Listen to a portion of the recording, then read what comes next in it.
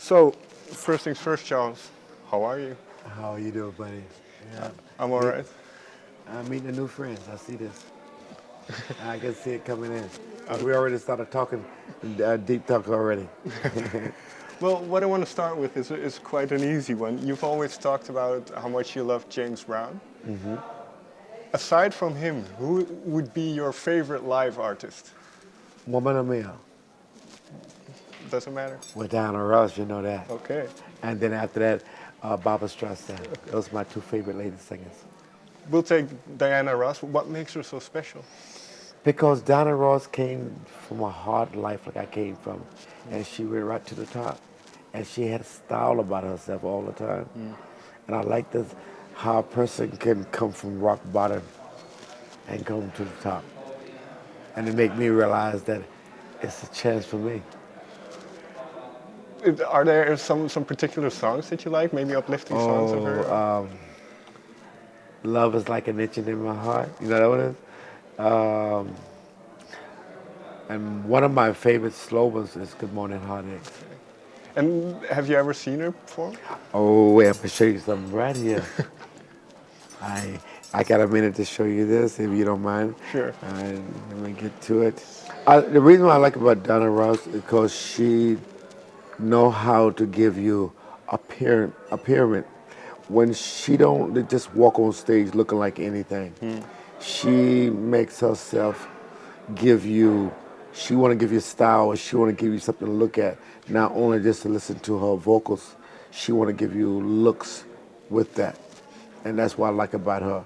And that's why her and James Brown have always been my favorite because they like to dress when they get on stage. And this is something you like to do as well. You like to Yes, I give a love to performance. do that so much.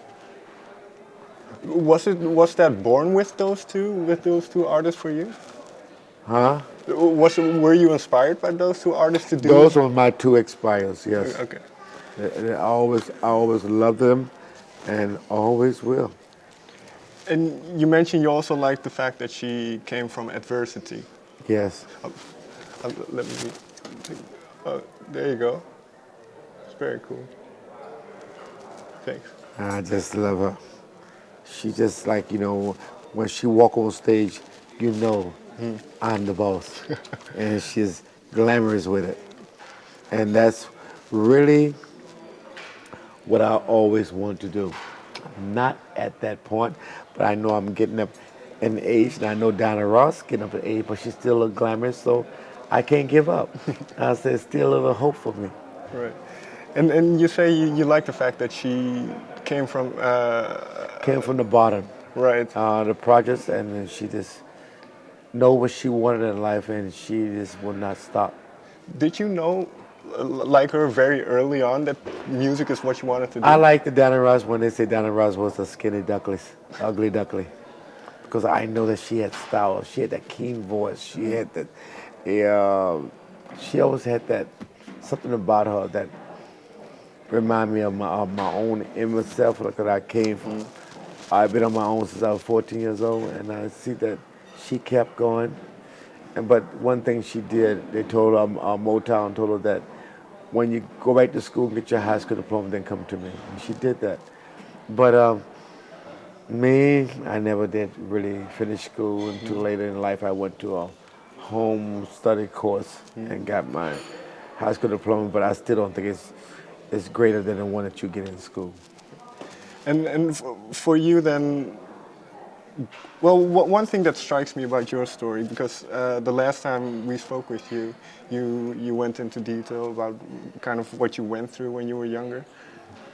One thing that struck me is there was a big chance of you, or you could have been quite bitter about what happened to you, but you're not. So what kept you going all those years? Spiritual motives, because if I didn't have spiritually in my life, motive, like even though like now that I can say churches, I respect churches and always will respect churches, but I lost a lot of respect in churches. But I still do believe there is a God. I still do believe there's someone out there that's a creator of all things. So I keep my mind on that. not only at a building that we call a church. Sure. I keep my mind on this planet that we're walking on. I look up to the heavens, I look at the clouds, I look at, there's something out there. And I know there's a God above all of us. How come no longer do the church as an institution or as a building? Because I've been to some bad experiences in churches. Okay. And well, I don't know if you want to go into that, but When I was like homeless and I was living in California, the preacher had me come in there, and I was telling the preacher and say he wanted me to come to a service. I came to a service, and then I opened my heart and told him everything that he wanted to know. Then everybody in the church kind of feel kind of sorrow for me, and everybody was just giving the church money because of my testimony. right. And then I went in a church with my mom one time, and I was in the church, and the church said, anybody that don't have a church, please stand up. So my mom asked me to stand up, and I said, no, Mom, I don't want to get involved in this. So the guy looked at me and said, you got a church? I said, yes, I have a church. He said, where's your church? I said, my church is my temple. And he said, here's a guy that don't have a church. I said, man, that come embarrass me like that. Don't do that. But he kept doing on to everybody. So I got up and walked away, and then he said, here's a man can't take God's word, so he must be the devil's, and then walk out. So, I'm looking at these churches and I'm saying, well, what is these churches all about? Are they trying to help a human being to be more lovable toward them, or are they trying to mold me into their church? Don't try to mold me into a building. Because I had met people outside of church, never been in church in their life, and more beautiful than people that I know they're in churches. And well, when it comes to you're on your third album now. This kind of message of love is definitely in there. If we take the song, Like you look at Revelation, that's another thing that you should look at. It's so realistic. Revelation we living in. Am I dreaming?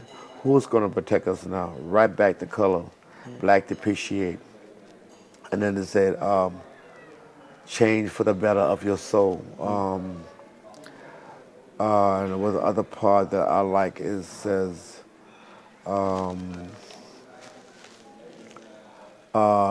hate is poison in the blood. And things like that. If you Right. get to listen to it and really understand it, what I'm saying to the world, what I'm saying to God, are hiding behind religious with your false pretenses.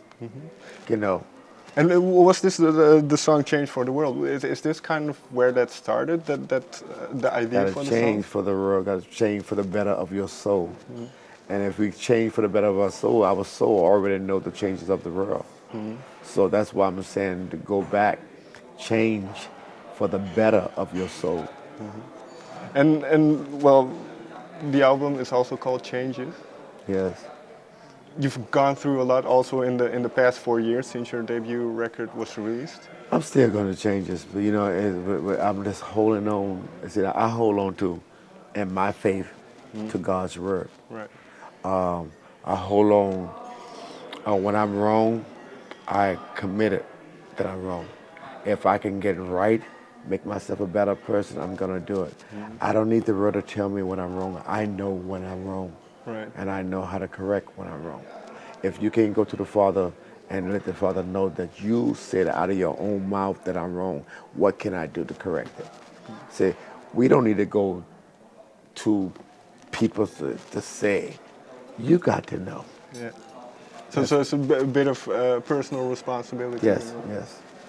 And what for you was the biggest change then in the past 4 years? Because The biggest chases in my life, the restless chase in my life is like, I lost my mom, and that was really painful. Now that my mom left me a house that my brothers and them is very angry with me because she left it to me, and she didn't leave them nothing. And they are angry with me, and they're taking me to court and stuff like that. So these are changes that I'm going through now.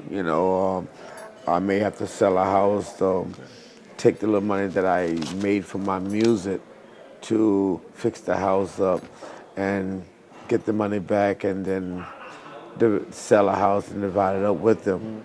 But see, I took care of my mother the last 12 years of her life, you know, and they are all angry at me because my mother said she's not going to leave them nothing. And I said, I even told her, said, Mom, give them the land in Florida.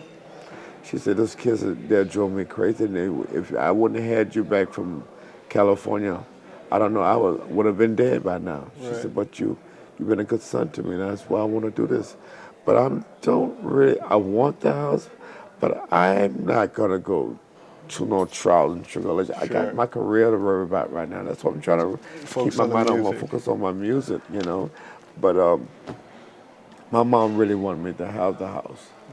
And I don't spend money on for my music fixing the house up. And now they see the way I'm fixing it up, they kind of envy that.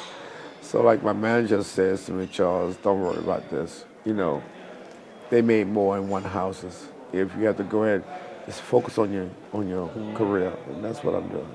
And like you say, you took care of your mother in the past Yes. 12 years. And my mother was like a really a strong, beautiful woman. And I'm gonna show you when I always keep a picture next to my heart because when I think about the things that my brother's name is doing to me, I say, okay. And I look at her memories, that the things that we had together. And I'm gonna share one picture of her. This is like when I was doing James Brown. You can see that. And I'm gonna show you my sassy mama. This is like a year before she passed. And she was nothing. They said that she was CNI. My mother was no CNI. She hung out with me, and we had fun. Was it important for you to